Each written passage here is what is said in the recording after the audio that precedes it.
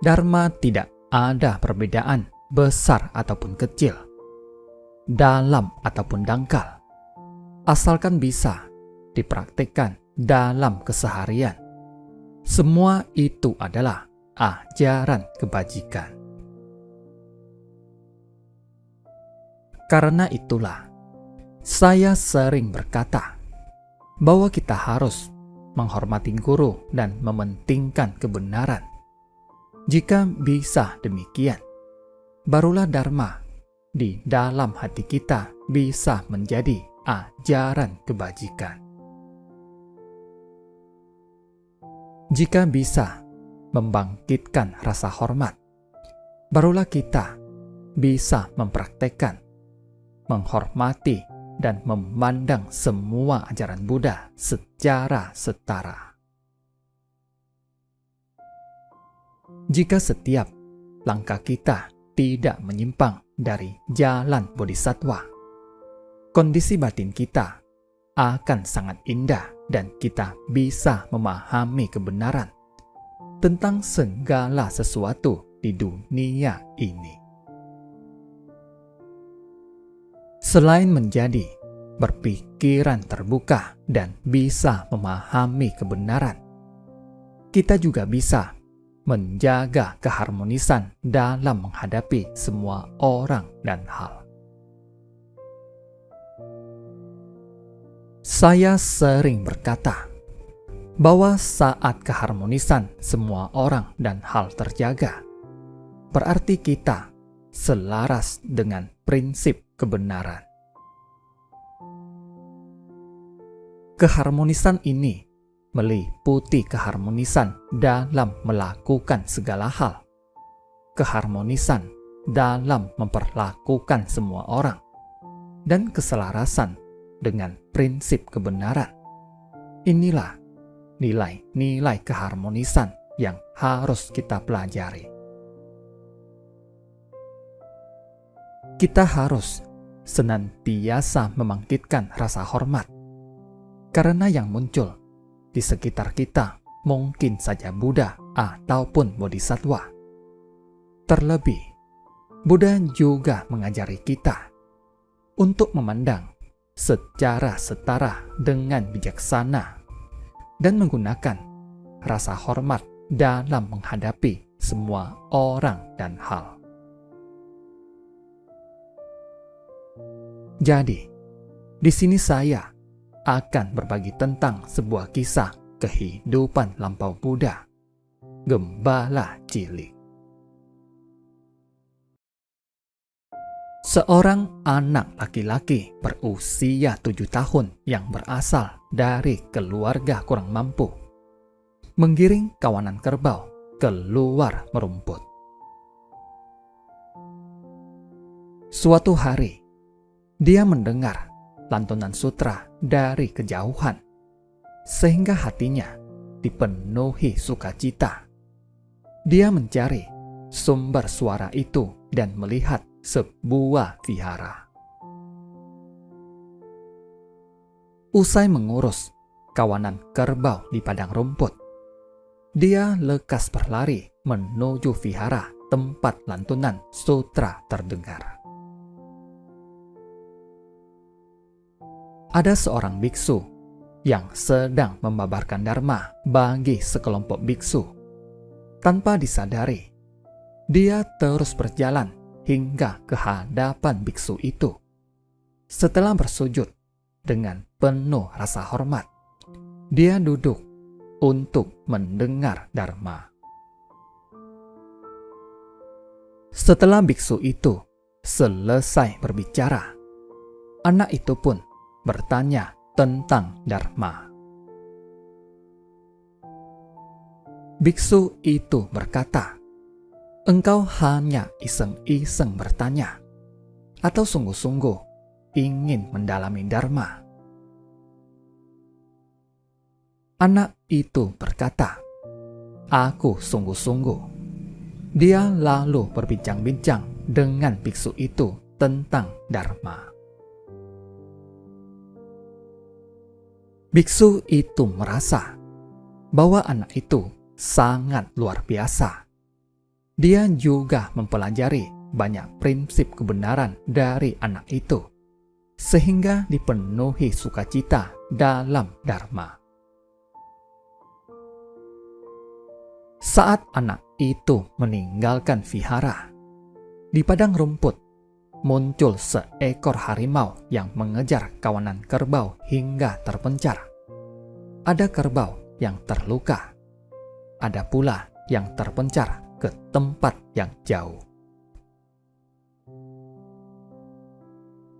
Anak itu segera berlari untuk menyelamatkan kawanan kerbau. Namun, dia malah digigit harimau hingga tewas. Tidak lama kemudian, istri pertama, seorang tetua kaya, mengandung.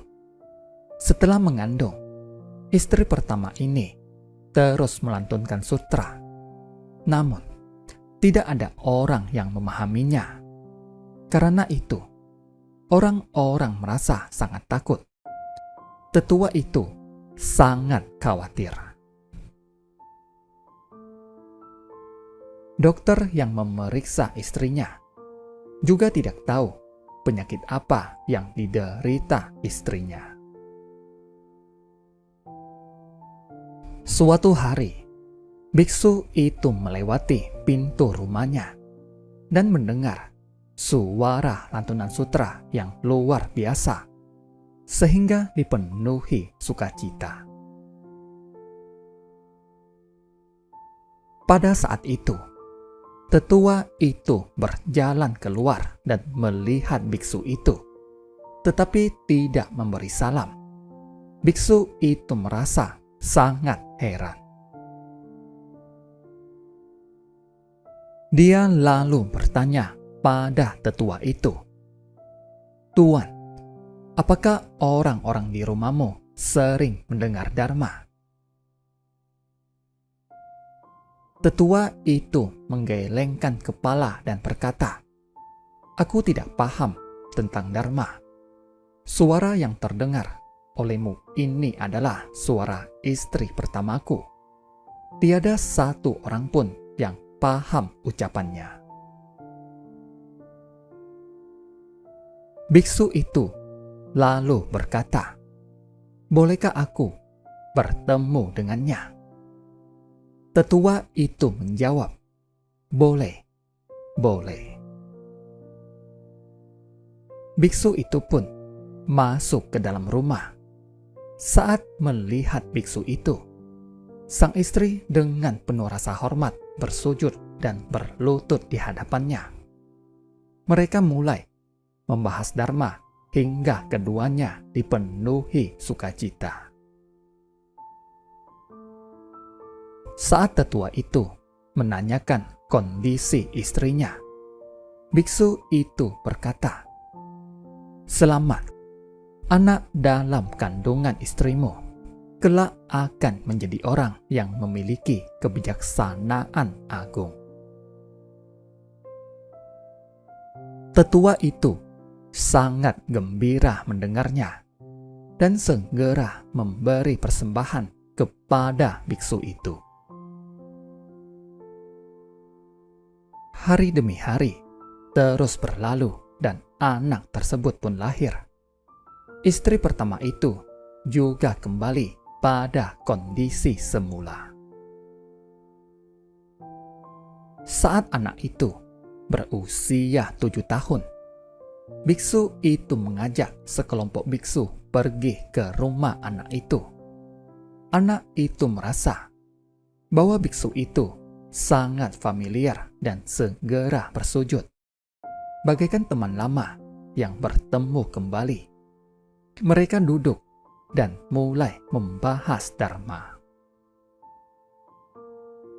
Saat anak dan biksu itu berbicara satu sama lain, para biksu lain mendapati bahwa setiap ucapan anak itu penuh kebijaksanaan. Mereka merasa sangat takjub. Kemudian, biksu itu meninggalkan rumah tersebut. Buddha berkata kepada para anggota sangha bahwa biksu dalam kisah ini ialah Kasyapa, dan anak itu adalah salah satu kehidupan lampau Buddha Sakyamuni. Saat mendengar biksu itu membabarkan ajaran Mahayana, anak itu memuji kebajikan dan pikirannya terbuka. Dia memuji ajaran-ajaran itu dan merasa bahwa semua itu sangat baik. Jadi, dia memuji kebajikan, berpikiran terbuka, dan senantiasa dipenuhi sukacita. Sukacita di dalam hatinya terus bertahan hingga kehidupan berikutnya, sehingga dia tetap memuji Dharma. Setelah pikirannya terbuka, hatinya senantiasa dipenuhi sukacita. Dia tidak pernah lupa untuk tekun dan bersemangat melatih diri hingga ke kehidupan berikutnya. Dia tetap mengingat perbincangan antara dirinya dan biksu itu. Setelah mendengar Dharma, hatinya senantiasa dipenuhi sukacita dan terus tekun melatih diri dengan tekad pelatihan yang teguh, sehingga dapat mengingat hal-hal yang terjadi di kehidupan lampau. Demikianlah kebijaksanaannya berkembang. Saudara sekalian, jika kita bisa menghormati Dharma, maka setiap ajaran adalah ajaran kebajikan. Setiap ajaran kebajikan harus dipraktikkan dalam keseharian. Setelah mendengar Dharma, alangkah baiknya jika kita bisa berpikiran terbuka dan senantiasa dipenuhi sukacita. Saya sering berkata bahwa dengan mempertahankan tekad awal, mencapai kebudaan tidaklah sulit.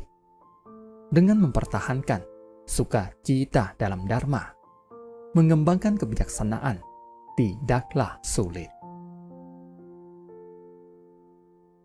Jadi, mempraktekkan ajaran kebajikan berarti menghormati Dharma. Ini sangat dibutuhkan dalam pelatihan diri kita. Terima kasih, semoga bermanfaat.